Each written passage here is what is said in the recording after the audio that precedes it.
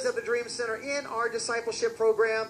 Preston, come on up here. Come on, Preston. Give him a round of applause, man. This guy lives at the Dream Center. He's in level 1.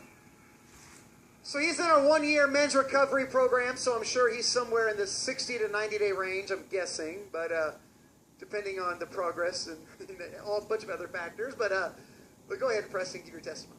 Okay, hi, my name is Preston Hines, and I'm 24 years old. I'm from Washington, Yakima.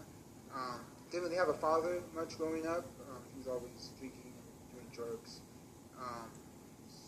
So everything was going good till I was about 20, graduated high school, everything was good, and I started smoking weed and drinking, and then eventually too much partying happened, I got kicked out of my house, so I was homeless and using speed for a whole year, and then eventually one day my mom's friend, who was a Christian, she came up, she's like, hey, I just came back from LA and I took you to the Dream Center, your mom wants you to come here.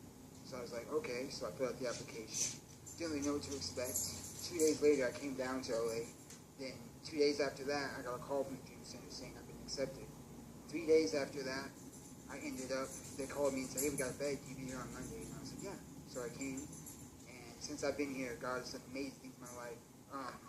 Since I knew I had a dad growing up, I never really knew how to be a man, but God has taught me how to be a man. He's taught me how to work. He's taught me it's just a bunch, how to study, how to get more into the Bible. And just. What time do you start every morning? Well, I wake up at 5 o'clock every morning. What's the hardest part of the program? I would say studying. It's not that hard, but it is kind of hard getting into the Word. Yeah, getting studying. I hear you, man. Come on, give him a round of applause, man. What a blessing. Good testimony. Thank you, Preston. Amen.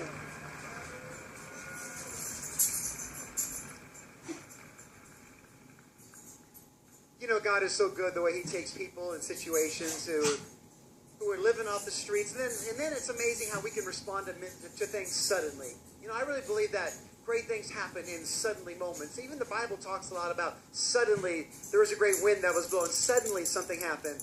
And we want to be the church of suddenly.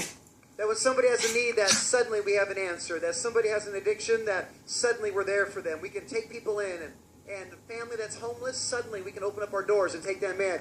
How many here know that a lot of people out there who don't understand the church don't understand us because all they see us is within the lens of the four walls of the church? It's easy to cast judgment at the church when they just see us as a four-wall insulated culture, but when the world starts to see the church as solving the great problems of humanity, then they can look at the church and say, oh, okay, I kind of know what these guys are about because I see what they do outside the building. I see their commitment to their community and to restoring people and making a difference. And so we want to just be a church of the suddenly, that we can suddenly respond to things, that we work together with our city. Police all the time bring people that they can't help.